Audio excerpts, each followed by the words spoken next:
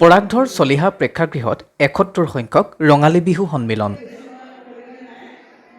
ৰঙালী বিহু সন্মিলনৰ স্মৃতিগ্ৰন্থ বিৰিণা উন্মোচন। সুবাসনা দত্তৰ গীতৰ শৰাইৰে সামৰণি অনুষ্ঠান। বিহু সন্মিলনৰ বিভিন্ন প্ৰতিযোগিতাৰ পুৰস্কাৰসমূহো বিতৰণ। তিনিচুকীয়া জিলাৰ ডিগবৈৰ ৰঙালী বিহু উৎসৱ পালন সমিতিৰ উদ্যোগত পৰাগধৰ চলিহা প্ৰেক্ষাগৃহত আয়োজিত ৭১ সংখ্যক ৰঙালী বিহু সন্মিলনৰ বিভিন্ন প্ৰতিযোগিতাৰ পুৰস্কাৰ বিতৰণ কৰাৰ লগতে সুবাসনা দত্তৰ গীতৰ শৰাইৰে সামৰণি মৰা হয় অনুষ্ঠানৰ। প্ৰতিটো বৰ্ষৰ দৰে এই বছৰো এই মঞ্চত বিৰিণা আলোচনীখনি উন্মোচন কৰা হয়।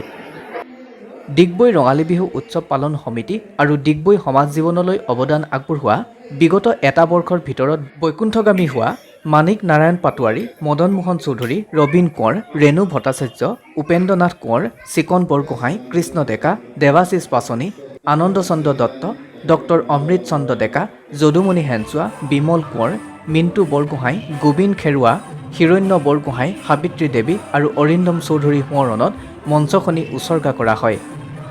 ডিগবৈৰ পৰা হাছান আক্তাৰ ফৰিদৰ ৰিপৰ্ট, প্ৰাগজ্যোতিষ লাইভ।